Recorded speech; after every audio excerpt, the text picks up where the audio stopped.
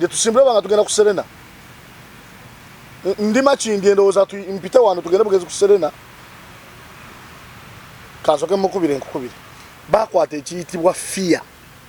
Ne bagiteeka ne mu banna Uganda. Balina ekiyitibwa fear. Bakwata ekiyitibwa fear ne bakisiga mu banna Uganda. Banna Uganda but it is. I'm mobilizing some Ugandans who would like to get this strong heart for the country. Jemba. I'm arranging a meeting in Kenya. Nina abantu abambeeni mu kukolagana nabo aba next gen mu Kenya. Njagala bana Uganda uliriza. Nina abantu bendi mu kukolagana nabo baganda baffe bavubuka banaffe. Bana abalwane Kenya ne bakola olutalo. Obategedde okyali kumule kumunteekateeka ya tugende batusibe. Tugende batusibe sijivaako. Najanjulira president. Ne mugamba president Kyagulanyi njagala obeere wamu nange. Ningo ojogedde ku bwogezi nnyo tutandika. Njogeddeko kubanga nkyalina okugitunda nfune abantu abalanga gwe abanneegattako. Tusasanye enjiri eno eri banna Uganda. Njagala kutegeeza nti nze nakola okunoonyereza nga we nakugamba nti amakomera ga Uganda ffeffeka abanyigirizibwa tegasobola kutwakomodatinga yadde kota oba 2%. Yes. So president wetubanga twogedde ebigambo ku social media n'atawulira. Bana Uganda ne basalawo ne bagenda ku parliament ne batawulirizibwa. Mpuliriza bulungi.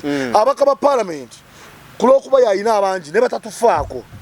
Kyetwetaaga president ono okuvaako ne parliament yonna kugijjako lumu. Ku bwemboozi mu Eugene Geoffrey Mayanja aka Mr. Wagwan webale kutulaba yonna gy'osinziira okutulaba olunaku olwaleero.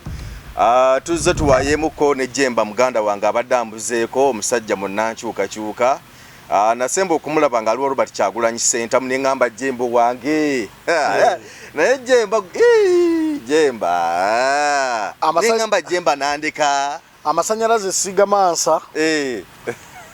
Togaba masanyalaze. Sigamansa. Ngakwata mpola mpola.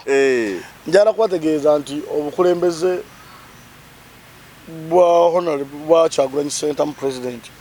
Bismillahirrahmanirrahim. Nze Sheru Bega Said omusomi w'edduwa akola ku bizibu byonna emirimu giganyi amaka gayuuga okoze business za buli kika otambudde n'okugenda e Bulaaya ng'ogezesezza omukisa gwo guganyi nkozesa n'ekyoto bannabbi kye basobola okuba nti basinziirako okuba nti bakola saddaaka eza buli kika kuba bayokyerangako n'endiga nga bw'olaba endiga ya Nabbi Ibrahim nga aliko Ismail kyali kirooto nekijjawo emiziziko gyonna nga ke kaseera naffe gwe sobola okuba nti tutambulira okusobola okuba nti tujjawo ebyo byonna ebyagaana. Nze Sheru Bega enamba yange 0756599197 bw'oba okubye ku namba eyo nja kukumalira ensonga zo zonna. Njagala tusobole okuba nti tukwatagana biidhini Rahman tusobole okumalawo emiziziko gyonna. Assalamu alaikum wa rahmatullahi wa barakatuh. Nina ekintu kimu kye nayongedde omuzuulako. Ekituufu yagayina ate yagagaba. Yagalina ate yagagaba. Amasanyalaze. President yagayina ate yagagaba. Ate wayagala akuwaako. Waliwo n'abamusembera ne batagafuna. Waliwo n'abamusembera ne batafuna kuyada katono. N'atabawa n'abalaba bulabi n'agamba n'atabawa naye njagala okwebaza president okumpa ku masanyalaze. Nze ndabika okuva lwenave wa president eno program yakumeka yakubiri gyentuddeko. Eyasooka nagituulako ne Kachumbali kuba nagenda naye. So ate koolo amasanyalaze mbadde nga kutte bulungi. Obadde ogakutte bulungi. Era ebigambo bino byengenda okwogera olwaleero njagala bibeere ekyokuyiga eri bana Uganda abagenda okubiraba. Kubanga nina obubaka bungi okuva wa president. Olina obubaka bungi okuva president Kyagulanyi. Nina film gyendi mu kutoba nayo. Nagamba nti omanyi president Museveni mutiitiizi. Ate ne gavumenti ye batiitiizi nnyo. Naye obutiitiizi obwo bwe bayina bakwata ekiyitibwa fear ne bagiteeka ne mu banna Uganda. balina ekiyitibwa fear bakwata ekiyitibwa fear ne bakisiga mu bannayuganda. Bannayuganda but it is I'm mobilizing some Ugandans who would like to get this strong heart for the country. Jemba. I'm arranging a meeting in Kenya. Nina abantu abambeeni mu kukolagana nabo aba next gen mu Kenya. Njagala bannayuganda uliriza nina abantu bendi mu kukolagana nabo baganda baffe bavubuka bannaffe bana abalwane Kenya ne bakola olutalo obategedde bebayita generation Z. Okitegedde bulungi Generation Z bweyagala okuleta wano mu Uganda. Njagala tugende twasisinkaneko ompoliza bulungi twogeremuko nabo batubuulire bo babikola batya ng'ebyabwe bitambula. Vice president yamugobye Kenya. Okitegedde bulungi ngagamba mbu yawagira next yawagira generation Z. Okitegedde bulungi abaka bali sayininga olina agamba nze ndisayininze na resigninga. Okitegedde bulungi olwekyo kakati abantu abo beetaaga tubasisinkaneko mubasisinkane muogere ku ki eno tuli mu East Africa community. If you see that your neighbor is so better than you tomuwalana mwebuzeeko buki bwebuuza. Bannayuganda mbasaba next month mu December tuyinayo kapate mu Kenya mujje tubeereko ne bannaffe aba generation Z batubuuliremu tulye tunywe tunyumye tubeebuuzeeko ku ngeri gye bakikolamu. Munakirizibwa okukkiriza okukola ki okugenda kubasisinkana ate ogenda obasisinkana kiringa kubuuza nti nze nakkirizibwa ogenda osisinkana muganda wange wekibuye.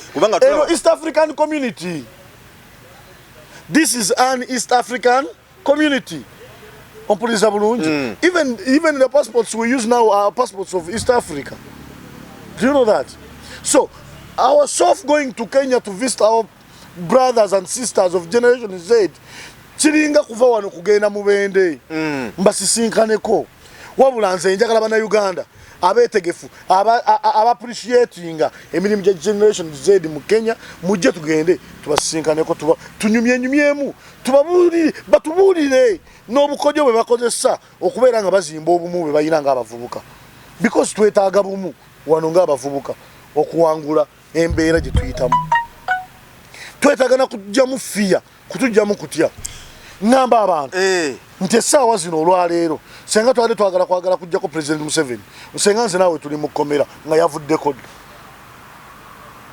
tugende batusibe amakomera tugajjuze okyali ku munteekateeka ya tugende batusibe sigivaako najanjulira President ne mugamba President Kyagulanyi njagala obeere wamu nange naye ng'ojogeddeko bwogezi nnyo njogeddeko kubanga nkyalina okugitunda nfune abantu abalanga gwe abanneegattako tusasanye enjiri eno eri bannayuganda.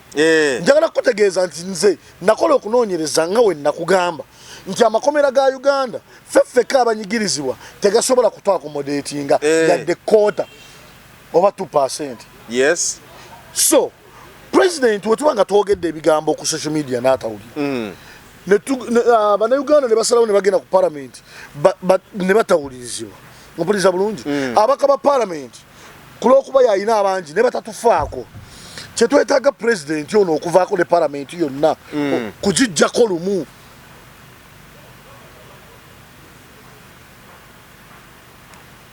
Mukaaku Lubega Mukaaku political failure ne Michael Mabike political failure kigambibwa okuba nti nno okusinziira ku ekibiina kya DP block si kibiina ndoza kisinde etundutundu lya DP block bagamba nti abakulu bano bafunye esente essuka mu biliyoni 3 okuva omwami Museveni naye nga kigambibwa okuba nti nno abakulu bo tebamanyi mirimu ki sente ezo kyezigenda kukola era bagamba nti nno ne bagitali badde mirimu bo bagamba nti buli sente eva omwami Museveni ya kibi. Buli sente eva omwami Museveni ya kibi. I have always babalumiriza bafunye sente era nsonga ki bagobeddwa buli lunaku mbagamba nti ebikolo ebimu olibimanya nti ebintu ebimu bijja kujja olisasula olw'ebikolwa byo okitegedde bulungi sente ziva mu Museveni Zaaki by'omuntu bwazifuna era zivuddeyo kukola ki era kiraga ki kubanga kakati Mawu ne Mpuuga era nabo bali mu kusikengana bitogi mbawulira Mawu agamba nti ono si ateekeddwa okuleeta enkyukakyuka okutereeza mu constitution amendments agamba nti nno si agwanidde nonaga sigwa ogwanidde walozanyeko matatu President Museveni is a card player akuwajje n'amala nakuba joka Museveni ali mu kintu kino bw'oyagala okutegeeza President Museveni is a card player. President Museveni mumma muzanya matatu asooka n'akuddiza n'akuwajje n'osanyuka kubanga gwadzeeko okuzanya kitegeeza ofulumiza bubiri kati rawundi weyeetolola nedda ku ye nakuba joka n'ozzaamu butaamu and that's how he plays his politics. Kakati Mpuuga ne Mawu bonna bakolera Museveni. Mpuuga ne Mawu bonna bakolera Museveni. Bonna bakolera President Museveni. Mpuuga ne Mawu bonna bakozi baani bajja batyo kubanga bakolera Museveni nga bombi bali mu DP nagamba ya Mpuuga obumbi 14 nagamba nti President Museveni yakyasibye Mpuuga kuba commissioner kuba yabulemerako abamuteekayo bamugjayo obuyinza bwe ku ngeri gy'asasulamu President Museveni yakyamusibye eki kuba commissioner okitegedde bulungi Mawu yava mu DP n'agitunda n'agiguza President okitegedde bulungi era DP ate yagimuguza bali nabo bezi nakolagana DP erina omukago ne NRM kitegeeza nti ekibiina ekirina omukago ne NRM balina okuteesa okutuusa ku nzikiriziganya bonna wamu kye baagala babeera bakyagadde watya yagamba omukago koma 226 kubagana kujja naye kati yaguyina kati okitegedde bulungi kati yakola ki kati yaguyina ekyokubiri President Museveni bonna bakozi be kati ba abakozi bali mu kwekubaganya lwattooke tekikola mawulire mukaaku ne Mabikke banabo okubagoba olw'essente because tubagambye lunywe nti abo balwanyisa Kyagulanyi because bali ku payment ne muganda okukitegeera nabagambye abo political players ba political failures they only act to get money and they have been good workers of Museveni for years just we didn't know bodi bakozi wa Museveni ebbanga lyonna bamukolera omulimu gwabwe kutaataaganya bibiina byabufuzi byonna just balemereddwa kimu kya Nuupu balemereddwa kimu kya Nuupu kyebalemereddwa okulwanagana kuno ne sente ezazze zabagobezza mu DP block nabaga nti mugende sente ezo tetumanyi mayitire gaazo lwaki mujja sente w'omusajja gutulowooza nti nno si muntu mulamu si mulwanirizi wa ggwanga lino nga ye bw'agamba kino kiraga kifaananyi ki eri mukaaku Mabikke ne banna abalala kubanga mu Nuupu tebalinayo tebasimbye eyo mu DP yaabo tebasimbye eyo newo no babadde mu DP block no babagambye mufulume omulimba agwana mukkiriza ate omulimba bamuwerekera mpaka mu kisenge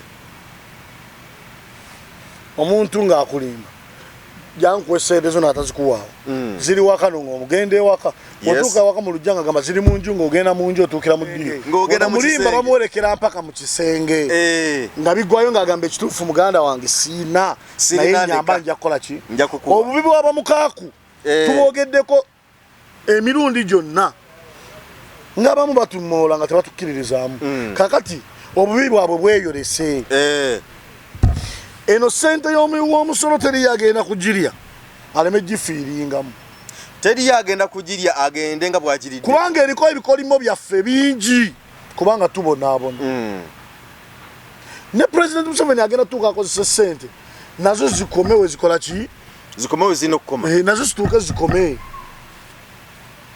buli kimu kikoma and let me tell you something things happen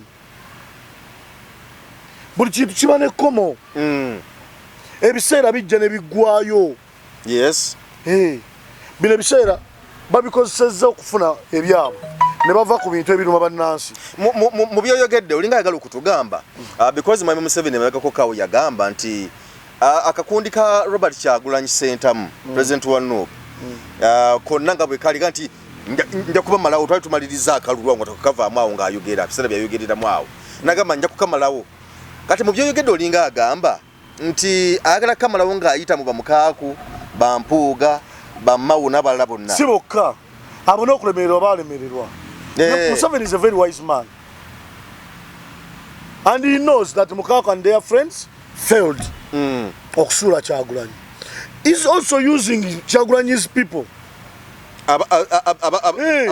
buli amuli okumpi amukozesa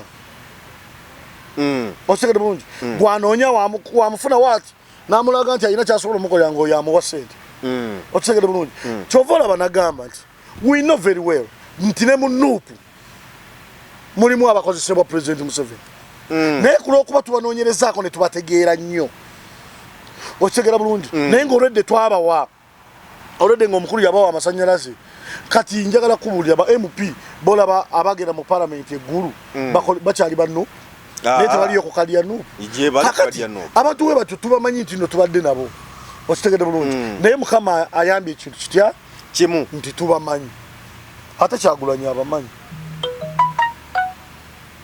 so tubalinze mu kaseera akaki akatuufu nga baagala okudda mu bifo byabwe ku kaadi yaffe mugenda kubakolera mutya kubanga of course ekibiina kijja kulonda abantu abali litment mubawe kaadi babawe kaadi munabasunsula batakubanga ne bano kati batandika na basunsula kubanga ne bano temwabategeeranga anti obudde tebwaliwo time was not there kati obudde weebuli tubatandika dda n'okusunsulwa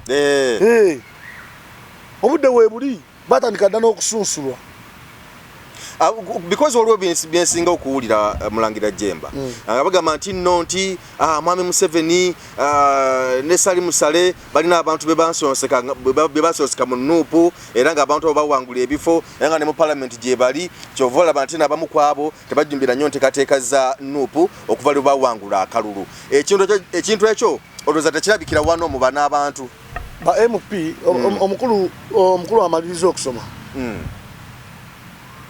woli kakati ebintu ebyo biriwo ebiti propaganda y'ebyobufuzi nyingi naye ate n'ebisoboka bisoboka wemba nkugambye wabanga President Museveni yakwata lead of opposition gwe vice president wa Buganda n'amuwa sente n'ali ebigambo bye why don't we respect others tubasuubira naye ekirungi ekiriwo nti kati tubategedde nnyo n'obudde tulina bungi okubejjako era n'abamu batandika okumanya mbu tubajjeeko kyova olaba wawuliddeyo omu mu nnabyabufuzi MP wa nuupu nga yegasse ku kibiina kya munnamagye atanawummula General Muhoozi banoonya positions walala bamanyi mbu bakola ki bategeerebwa naye bannayuganda si basiru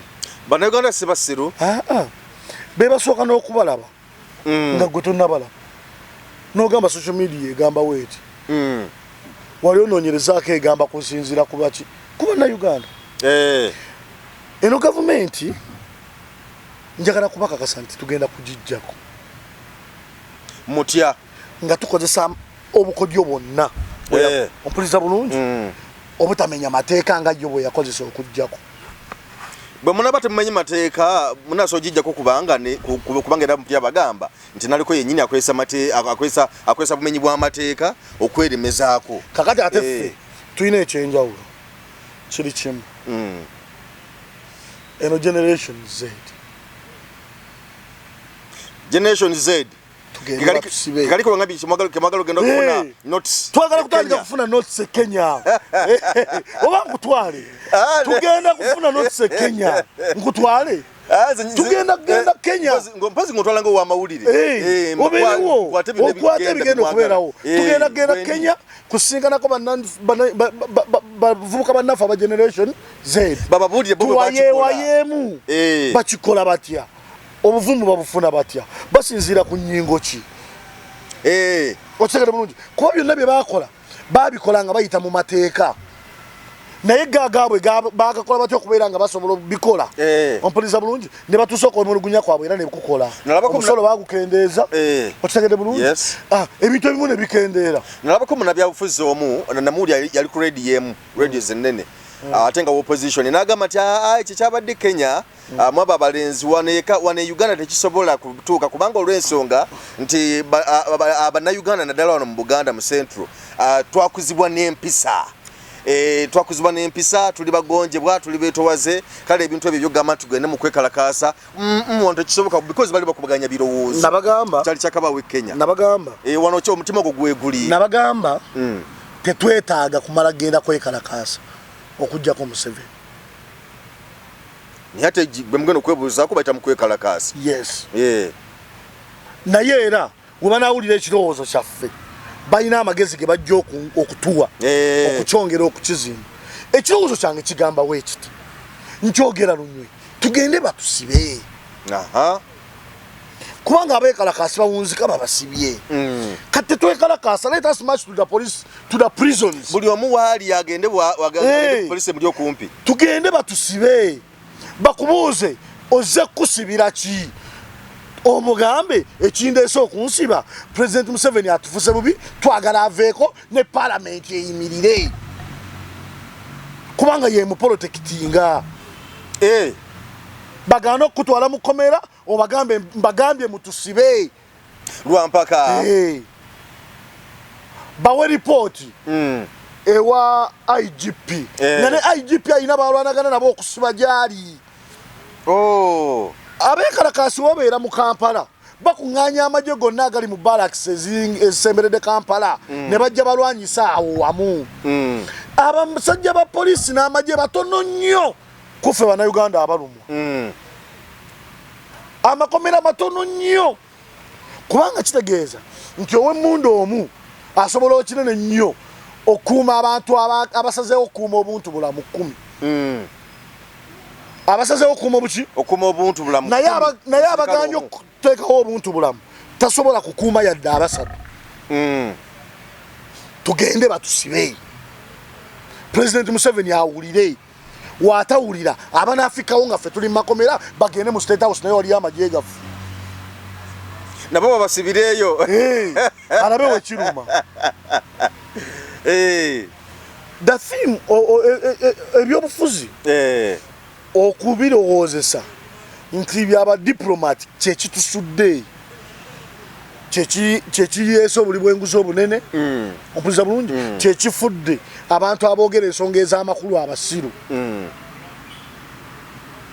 let us go batusibe Jemba madde nsaba nga twogeza amazima nga tetwekubidde side yadde ki bannabyabufuzi NUP bwe yajja nga nokulonda tukunaba kubawo naye mu biseera bya campaign yawo NUP ebangiddwawo okuba nti no kyali kisinde kya people power newe ekibiina ne kitandika NUP bannabyabufuzi ab'enjawulo bayogera ebigambo bingi nnyo naddala abali ku side NRM nga bagamba nti no NUP eno tejja kuwangaala yadde emyaka 2 era ne Mwami Museveni naye nga bwe nakugambye wali eri nti naye n'agamba nti bano ngenda kuba malawo tuli mu 2024 n'emyezi 2 ndoza tiyinza okuba tegikyawera emyezi 2 giwera okubanga guno maka guggwako tuyingire mu 2025 ebyobufuzi bitugenda kuba tubiyingiridde ddala kubanga mamujja tujja kakuyega jja kuba yatandikidde ddala bikimu byonna kugamba tujja beera nnyo active mu byobufuzi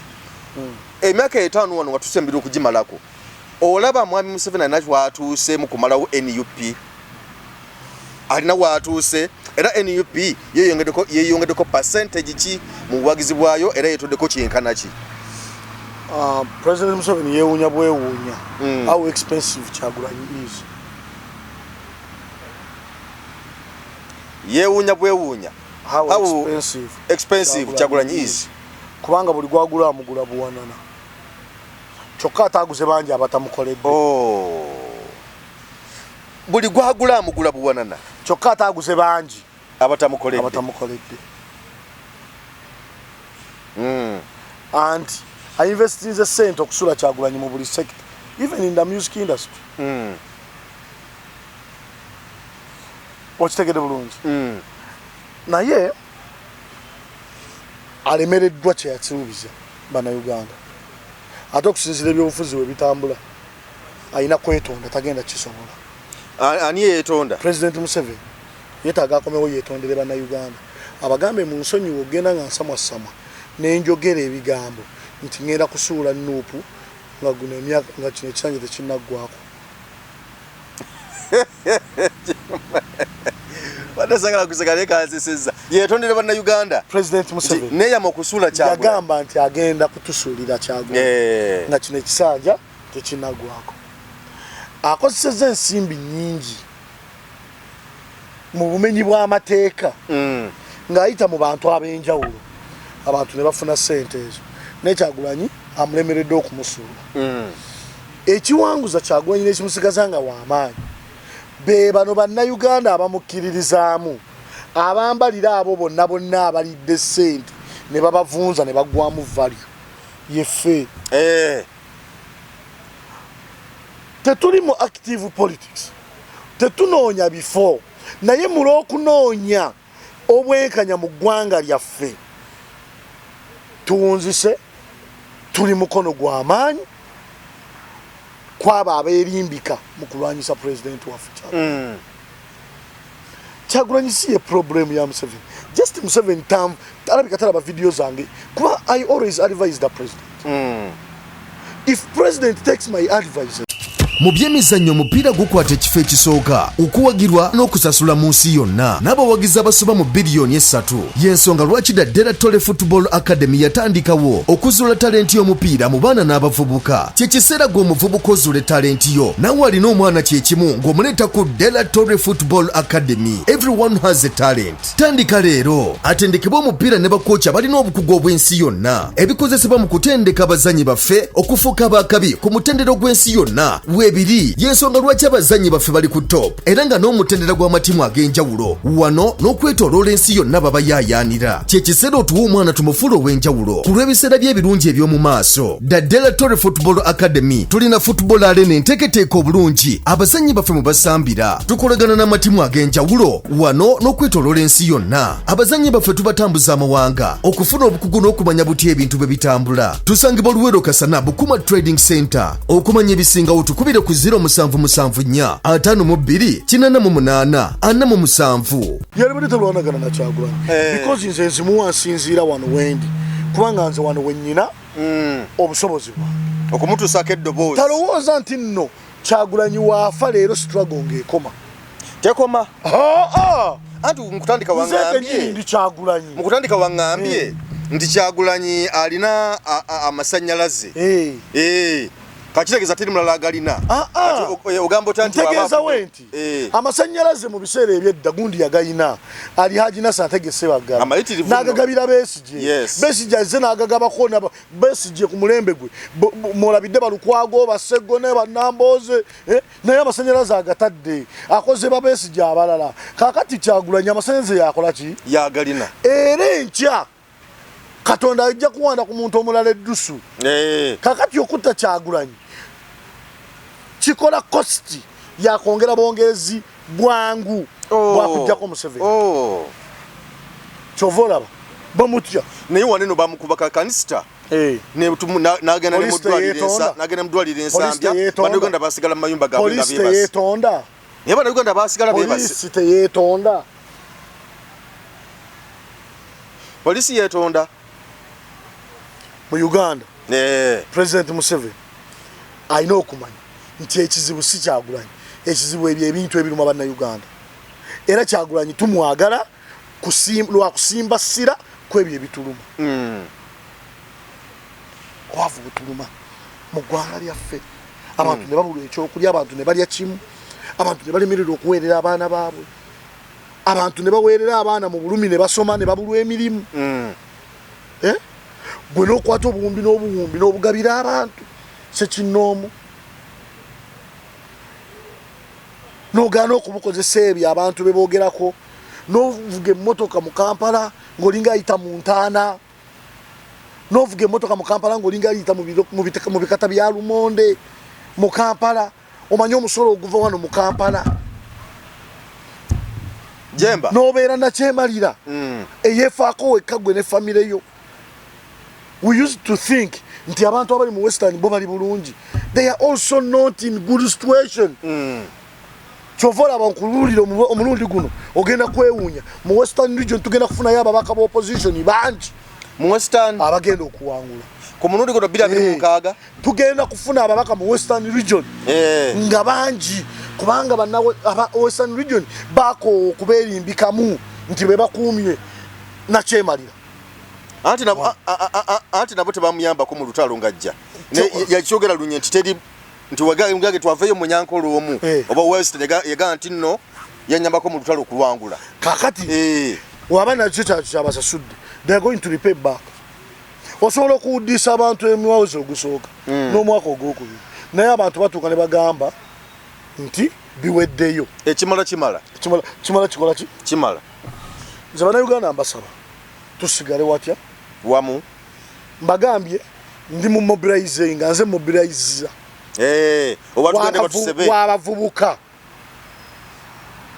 simu yange egamba tugende batusibe naye nkyakunganya ebirowoozo nkyawandika amabaluwa era ndowooza next week ngenda kureleasinga amabaluwa 10 nga gasindikira abantu ab'enjawulo n'ebitongole ebyenjawulo okuneegattako mu thimu tugende batusibe tugende batusibe nga n'akalulu tekannatuuka tuyinza okukawona kubanga nako kabulyake.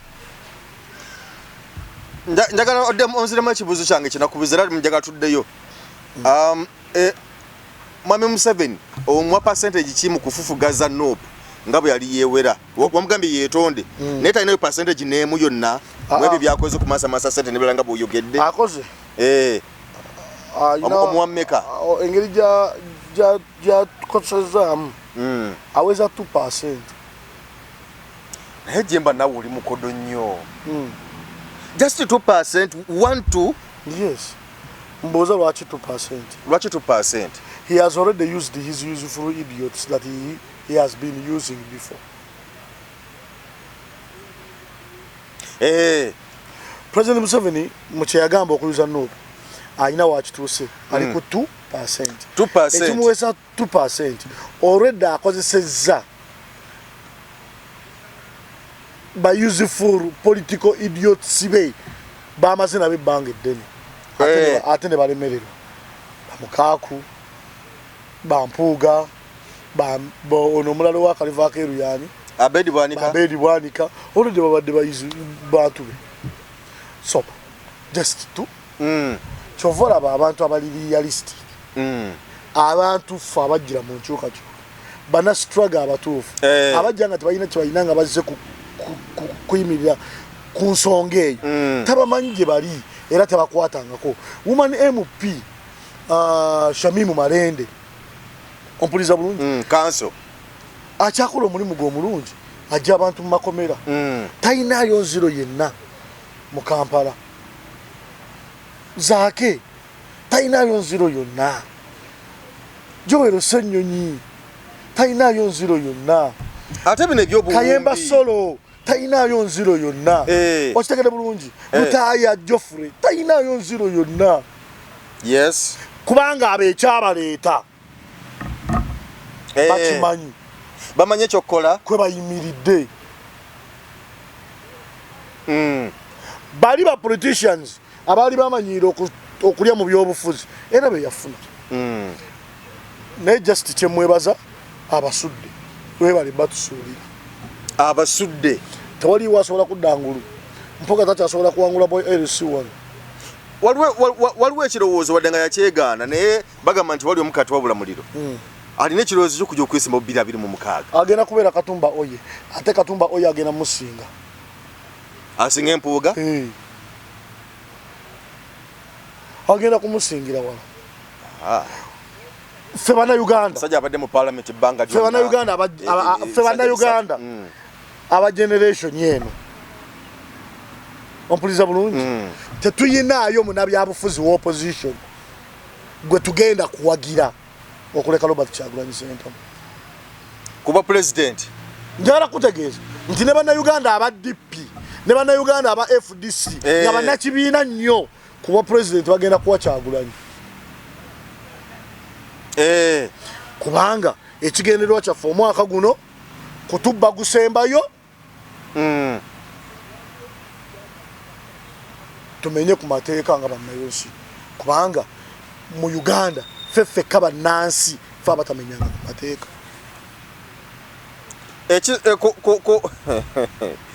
akaluko omulundi guno akajja webageza ne mutawangula ne tukawangula ne bakabba tugenda kumenya ku mateeka okumenya amateeka tekikkirizibwa kubanga tekikkirizibwa naye mu Uganda feffe kaba nansi fa abatagamenyangako ebitongole bya government byonna bimenya amateeka president amenya amateeka ekitongole ky'amagye ekya UPDF kye kimenya amateeka g'eggwanga nekidda ne wali ne kiratta teriyo muntu ng'ali serving mu magye akkirizibwa kwegatta mu byabufuzi CDF w'eggwanga lya Uganda yakoze statement n'agamba nti tewaliiwo munnauganda agenda kufuga Uganda nga siwa munnamagye oba wa poliisi yakyogedde amateeka amagye ge gamenya okutuuka ku sseeryo ffe tunaaba tumenye nnyo ekitongole kya finance kyegatta ne parliament ne kibba ssente za budget percentage 30%. President Museveni n'aba parliament ne bakyogera lunywe gisende zabbiddwa nti president n'agamba nti aba finance beegase ne parliament faffe bannayuganda fe abatamenyanga kuki ku mateeka naye tubawaddeyo omukisa gutya omukisa gumu omukisa moja gwa kalulu kano. We are prepared more than you think because we no longer fear being in prisons. We are already mobilizing ourselves to come to your prisons.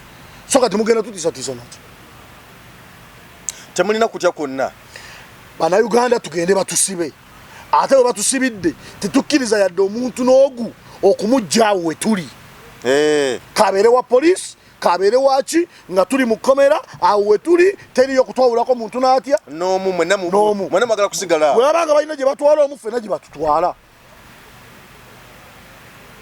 okutiisatiisa ne bajjamu omuntu omu ne bajjamu babiri ne batiisatiisa abo abalala batye tetugenda kubikiriza amakomera bwe gaba gajjudde nga bannayuganda abalala basigadde no bo bakole ki tugende batusubireko mu balakisi zaffe yonna wajjudde tukubira akafaanyi wonna wajjudde mu state house ejjudde state house wajjudde wajjudde abasigadde mu state house ewa Nakasero yonna tujjuleyo. President Museveni buli weyeetaaya waati abulwe wadda ave ku ntebe yafadduke hajja genda munamagye bannabyabufuzi byonna abalinga President Museveni bawunzika bubi. Omusajja gwe bayita Ali Gaddafi yafuga eggwanga emyaka mingi yafuula eggwanga lye ery'obwakabaka yategeka mutabani we nga woolaba Museveni yategeka mutabani we abantu bonna bannansi nga bakimanyi bulungi nti Museveni bwe yaddako kuba president nga woolaba abaana abato abavubuka abaali badde balina amagezi abalina ekirowoozo nti balina kubeera mu Piero mutabani wa Museveni yaddako wakitegera bulungi kitegeera bulungi nkugamba nti Gaddafi bamutta ensi ekyali mu bizibu mpaka leero kati kyamagalo tuleetera ne mutabani we teyafuna bwakabaka bwe bamutegekera mu Libya teyabufuna. I always advise the president teyeefuula ebyatabiraba akite mirembe akoleredde abaana be n'abazzukulu they are all rich babbye sente zaffe baziina aveeko tubasesemyeko ze tubasesemeza naye nga balamu ekitali ekyo bagenda kufa naffe nga tufa. bannamagye bano abavaayo kubako ne bye boogera twalabako tinyefunza azayogera ebigambo ebyenjawulo awo nayogera ku bubbi obuli mu ggwanga lino ne tulabeko enfunda ez'enjawulo nga asika omuguwa oba oli awo ne General Muhoozi kati waliwo amunamaje omulala General Ivan Koleta yavuddeyo n'agamba nti nno ye talina lidika era talina mmoroka ya bugombe tagirina era n'agamba nti nno ye akera ku makya nnyo n'akwata obudde obutasanga jjaamu asobole okuyingira woofiisi ye agenda akola emirimu gye n'agamba nti nno nagamba nti bano abajja ne mukazi w'obugombe na biki byonna abantu be basanga ku nguudo nabo baba bagenda kunoonya mmere yaali nabo bagenda kukola nga nawe bwogenda okukola lwaki gwoba oba siba okitegeera naye ng'ate jjukira omukulembeze nga wuli Kaguta Museveni kati ayita eri waggulu ku yeziti Northern Bypass fena n'atusiba okumala kumpi ssaawa namba oluusi dakika 3 bw'aba agenda simbula entebe abatusiba y'omu ku abo abasiba emmotoka naddala obudde obungi baminisita abakungu mu gavumenti basipiika baani bonna eggwanga eritalina bwenkanya Koleta ayisa bakama be mu maaso bakama be bayisamu amaaso eggwanga eritalina bwenkanya weeritowerera naye eggwanga eryawambibwa weeritowerera era abawamba we batyo beeyisa tusooke kulwana kwejja mu buwambe sijja kunyooma bigambo byabo abakulu abakozi ne Museveni bye bazze boogera naye ate era sijja bitwalako budde nnyo kubibeerako kubanga amama Mbabazi yajja n'atugamba akyayi nnyo Museveni era n'akola byonna n'asaba n'obuwagizi bwa bannayuganda yeesimbayo kuba pulezidenti n'agwa amama Mbabazi yeesimbayo kuba pulezidenti naye kaluluwe kaggwa wayitawo ennaku ntono ng'ali ne mukulu munne bateesa tetumanyi bigendererwa byabwe naye mu bigambo byabwe tujja kulondamu ebyo ebitugattako oba babyogera mu mutima ki oba mu mutima ki bannayuganda olwaleero nze ndi mukakkamu kubanga njagala tuleme kukozesa busungu nga tujja ku pulezidenti Museveni tukozese bumalirivu obumalirivu tebubaamu obusungu okuva lwe nasinkana pulezidenti Kyagulanyi ndi mulalamu ate ndi mugumu nnyo n'okusinga bwe wali n'okusinga we nnali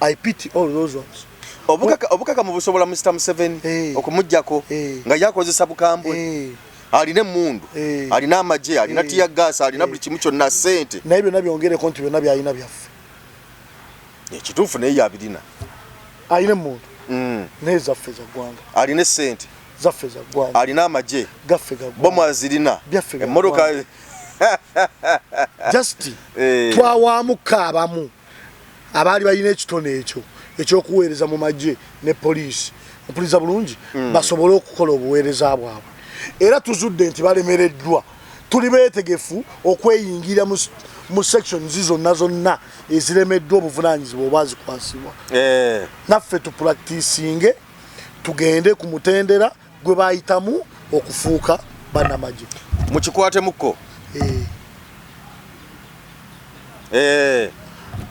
n'obudde buno tubukozesa okusaasaanya enjiri eri bannamagye mwenna kubanga nkimanyi nti mu magye mulimu abantu abali legitimate abantu abeesigwa abantu abatuufu mwe muli mu magye yadde nga bali ababikola babasinga obuyinza ne ranka ne sente naye we tutuukanga okubakwatako mutuyambeko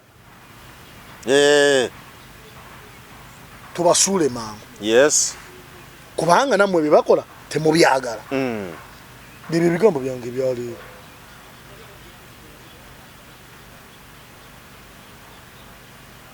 bikomeza ete mmere y'omukulu 226 226 tusuubira amaanyi okweyongera ekira kinadde nnyo okubuuza kyenakubuuza ku biri binakubuuzizza Museveni wangambye nti ali ku 2%. Robert Kyagulanyi sentamu yeeyongeddeko ki era kyekimwetoddeko percentage ki tumalirize president yeeyongedde obuvumu n'amaanyi mu kujjako Museveni yeeyongedde emikwano era bannayuganda baali babirowooza nti byakusaaga nabo beeyongedde okwongera okumuwagira. Kyagulanyi okumanya tasangika alina ekintu ekirala ekyenkizo kyafunye. Ye munnabyabufuzi wa opposition asinze okufuna bannayuganda abatawangaalira mu Uganda mu activation y'okujjako nakyemalira.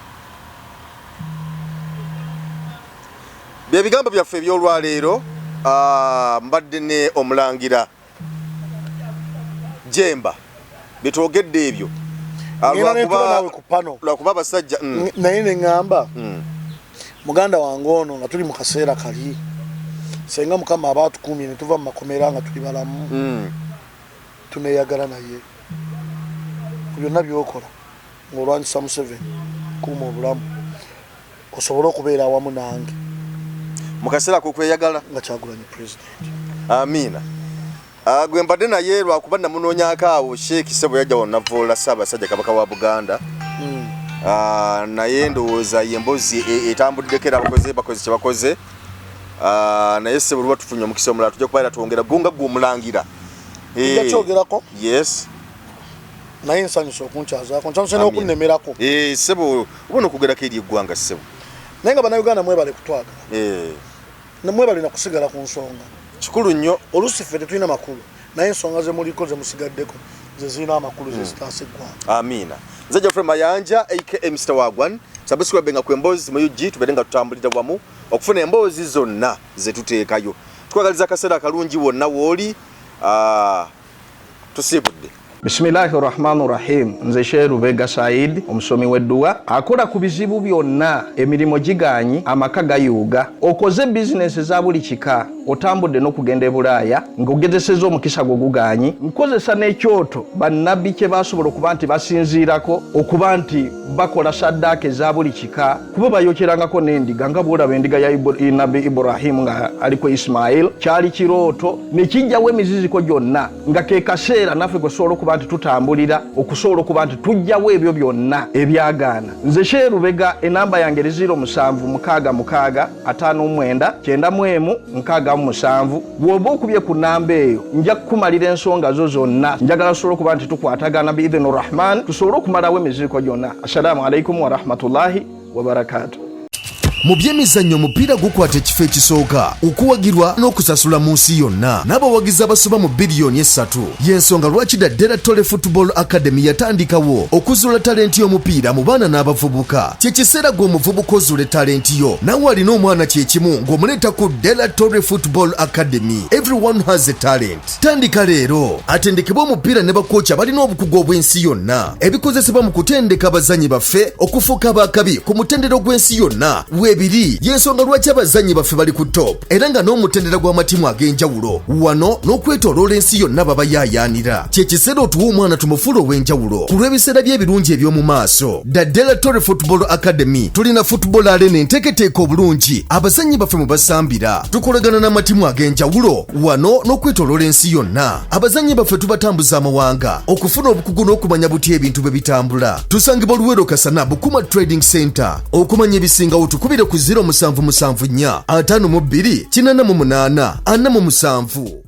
Jangu ku Kings Fitness Center kole kyonna ekisoboka okuuma omubiri gwo n'obulamu bwo nga bulamu. Tandika kati okutuusa ng'otaddewo enjawulo ku Kings Fitness Center. Kisoboka jangu tukole exercise okuuma omubiri gwo n'obulamu nga bulamu. Jimu eri erimu ebyuma byonna ebikozesebwa for you to work out. Aerobics classes ebikozesebwa byonna weebiri goba endwadde zonna. Kuma Fitness ku Kings Fitness Center tusangibwa Luweero Kasana Bukuma Trading Center ku Kings Complex. Tukubire ku 0774 52 88 47. Don't stop until something happens.